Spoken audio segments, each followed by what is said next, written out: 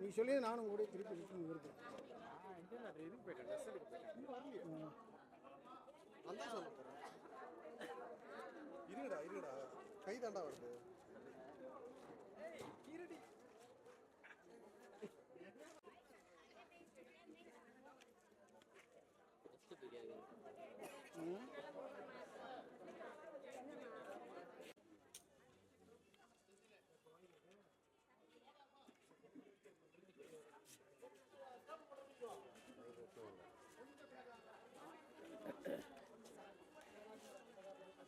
தப்பான விஷயத்தில் நான் நினைக்கிறேன்.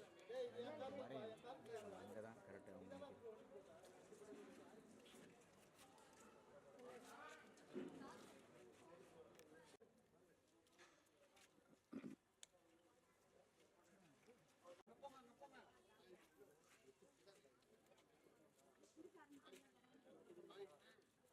சரணா அந்த சைடில் போயிருக்கா. அந்த சைடில் அங்கே போட்டு கரெக்டாக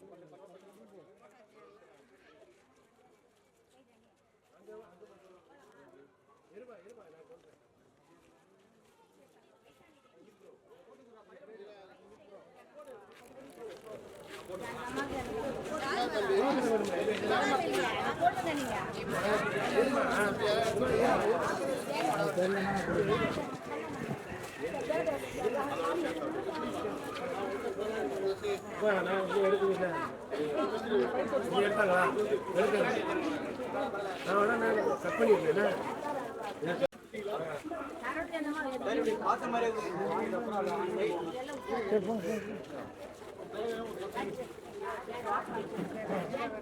டோக்கன்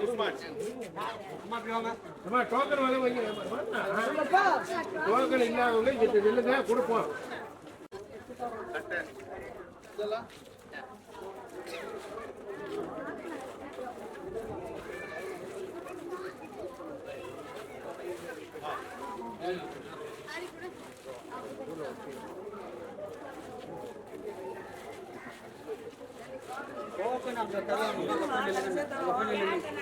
நீங்க அங்க போய் நில்லுங்க.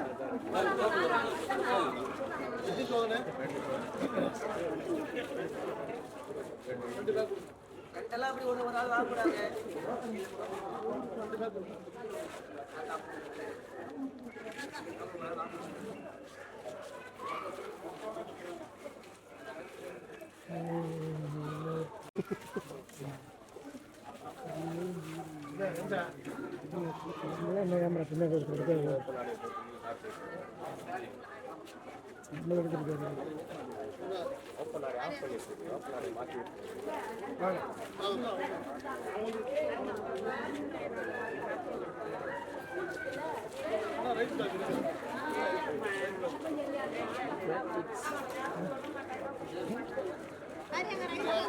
நாளைக்கு 2000 சம்பாதிக்கணும்.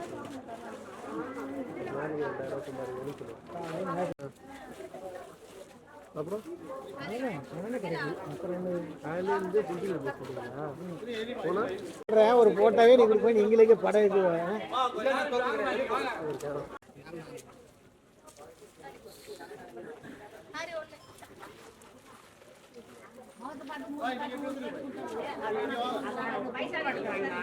ஆமா உங்களுக்கு எது கொடுக்கணும் கம்முன்னு இருங்க. ஒரு அடுத்து கிடைக்கிறது கூட டோக்கனை கொடுத்தவங்க முடிச்சுட்டேன். உங்களுக்கு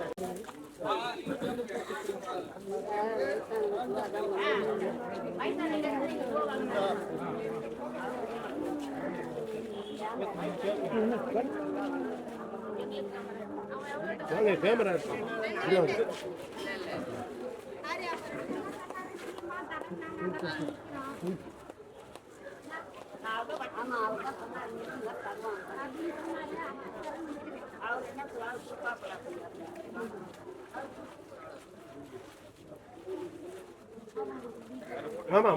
அஸ்ஸலாமு அலைக்கும். 2026 இந்த ரம்ஜான் திருநாளில் வந்து இன்னைக்கு நாங்கள் 30 நாட்கள் நோன்பு இருக்கோம். ஒவ்வொரு இஸ்லாமியர்களுடைய கடமைகளில் ஒரு முக்கியமான கடமை வந்து ரம்ஜான் மாதத்தில் நோன்பு இருக்கிறது. இந்த 30 நாளும் இறைவனை நினைத்து நோன்பு வச்சு பசின்னா என்னன்னு எல்லாருக்கும் தெரியணுன்றதுக்காக தான் இந்த நோன்பு வச்சுருக்காங்க. இந்த நோன்பு நாளில் ஏழை எளியவர்களுக்கு நம்மளால் முடிஞ்ச உதவிகளை செய்யணுன்றது இஸ்லாத்தில் வந்து தர்மம் பண்ணுறது வந்து கடமையாக்கப்பட்டிருக்கிறது. நம்மளால் முடிந்தது நாளில் ஒரு பங்கு ஏழை எளியவர்களுக்கு பண்ண நான் இதோட 15வது வருஷமாக நான் தொடர்ந்து பண்ணிகிட்ருக்கேன். என்னால் இயன்றதை இல்லாதவர்களுக்கு செய்யணுன்றது இஸ்லாம் சொல்லியிருக்கு. அதை நான் செஞ்சிட்ருக்கேன். நிச்சயமாக இன்னும் பல ஆண்டுகள் இது தொடரும். உங்கள் அனைவருக்கும் இனிய ரமலான் திருநாள் நல்வாழ்த்துக்கள். இந்த தேர்தல் நேரத்தில் இந்த மாதிரியான இது பரிசீலனை பண்றீங்க இல்லை ஒவ்வொரு வருடமும் நீங்கள் பண்ணிட்டு இல்லை இது நான் அது திமுகாண்டி எதுவுமே இருக்காது. பட் இது வந்து ரம்ஜான் மாதத்துல எல்லா இஸ்லாமியர்களும் செய்வாங்களா, வசதி வாய்ப்பு படுத்தவங்க செய்வாங்க. இந்த சமயத்தில் தேர்தலை கொண்டு வந்திருக்கிறது வந்து இந்த ஒன்றிய அரசாங்கம் வந்து எங்களை வந்து தடுக்கக்கூடிய வேலை நாங்கள் பார்க்குறோம். பட் இருந்தாலும் நிச்சயமாக எங்களுடைய கடமைகள் நாங்கள் செய்வோம். இது வந்து தேர்தலுக்காக செய்ய வேண்டியது கிடையாது. தேர்தல் வந்தாலும் வரணுனாலும் இந்த மாதத்தில் நாங்கள் நிச்சயமாக செய்வோம். ஆதவர்ஜனை வந்து ரஜினிகாந்த் அவர்களை வந்து அதாவது திமுக வந்து மிரட்டியதுனால அவர் வந்து அரசியல் வரல, அதெல்லாம் மன தைரியம் இல்லாதனால வரல, இந்த மாதிரிலாம் சொல்லியிருக்காரு. இதை பற்றி எப்படி பாருங்க? அவரும் உங்களுடைய பாட்சா படத்துலாம் உங்க சமூகத்திலே நடிச்சிருக்காரு. சார் ரஜினிகாந்த் சார் மாதிரி ஒரு தைரியமான ஆள் யாருமே கிடையாது. ஏன்னா அவர் நிறைய விஷயங்கள்ல வந்து நிறைய வாட்டி தைரியமாக பேசியிருக்காரு. அவர் நீ சொன்ன மாதிரி பாட்சா படத்தில் அவர் ஒரு தடவை சொன்னால் 100 தடவை சொன்ன மாதிரி தான். அவர் சொல்கிறதெல்லாம் சும்மா அவர் பேச்சு வேணால் மற்றவங்களை வந்து வைரல் பண்ணுறதுக்காக பேசலாமே தவிர சூப்பர் ஸ்டார் எல்லாம் வந்து யாருமே வந்து அடக்க முடியாது. ஏன்னா ஒரு கலைஞனை வந்து யாராலுமே அடக்க முடியாது சார். ஒரு கலைஞனை போய் திமுக போய் மிரட்டிடுச்சு அப்படின்னு சொல்கிறதுலாம் இன்னைக்கு வந்து அவர் பேசுறது வைரல் ஆகணும்னு சொல்லி பேசிட்டு தவிர, ஏன்னா இதை பேசக்கூடிய தகுதியுடைய ஆட்கள் யாரும் அவங்க தான் பேசணும். சும்மா தான் வைரல் ஆகணும்னு சொல்லி ஆதரவு பேசுறதுலாம் தவறான விஷயம். தேர்தல் நேரத்தில் இப்போ எப்படி இருக்கு? இந்த தேர்தலை பற்றி இப்போ பேச வேண்டிய அவசியம் இல்லை. நாங்கள் ரமலான் மாதத்தை வந்து இப்போ நோன்பு இன்னும் 3 நாளில் முடிய போகுது ரமலான் மாதம். அதுக்குண்டான நாங்கள் இறைவனை வழிபட்டு கொண்டிருக்கிறோம். இன்னைக்கு ஒட்டுமொத்த சிறுபான்மை மக்களின் பாதுகாப்பாக இருக்கக்கூடியவர் யாருன்னா தமிழக முதல்வர் மட்டும்தான். நிச்சயமா மீண்டும் அவர் வரணும் அப்படின்னு சொல்லி நாங்கள் வேண்டிக்கிறோம். பட அப்டேட் ஏதாவது இருக்கா சார்? இப்போ அடுத்து வேலுநாச்சியார் பண்ணிட்டு இருக்கேன். வேலுநாச்சியார் வந்து ரம்ஜான் முடிஞ்சோடனே திருப்பி ஸ்டார்ட் பண்ணப்பட்டேன். அது அப்டேட் வந்து சொல்றேன் உங்க எல்லாருக்கும். அடக்குமுறையிலையும் சொன்னீங்க. இப்போ சாதிக்க அந்த விஜய் அவருடைய ஜனநாயக படம்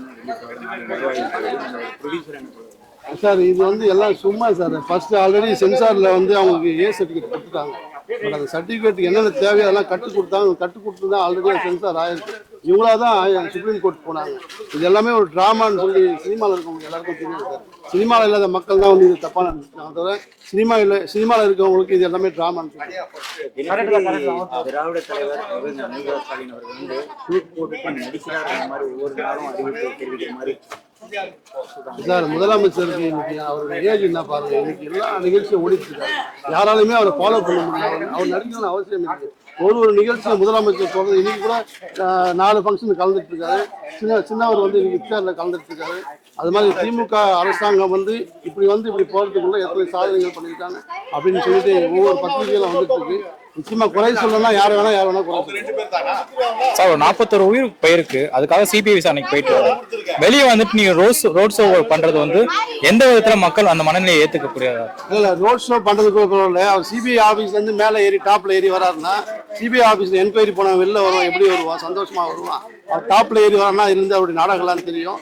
பட் இதுக்கெல்லாம் தேர்தல் வந்து முடிவு சொல்லுங்க சார். கண்டிப்பா 2026 எலெக்ஷன் எப்படி பாக்குறீங்க சார்? 2026 எலெக்ஷன் நிச்சயமா திமுக மாபெரும் வெற்றியை பெறும். மீண்டும் முதல்வர் ஆவார் தமிழக முதல்வர் ஸ்டாலின் அவர்கள். இந்த நேரத்தில் அவருக்கு என்னுடைய வாழ்த்துக்கள் தெரிவிச்சுக்கிறேன். உங்கள் அனைவருக்கும் இனிய ரமலான் திருநாள் வாழ்த்துக்கள். இப்போ கூட விஜய் வந்து பார்த்தீங்கன்னா முதலமைச்சராக தான் வருவேன், எம்ஜிஆர் மாதிரி தான் வருவேன், இந்த மாதிரியான சார் எம்ஜிஆருக்கு இணை எம்ஜிஆர் மாதிரி யாராலுமே வர முடியாது. எம்ஜிஆர் மாதிரி யாராலும் வர முடியாது. நன்றி, வணக்கம். ஓகே. ரம்ஜான்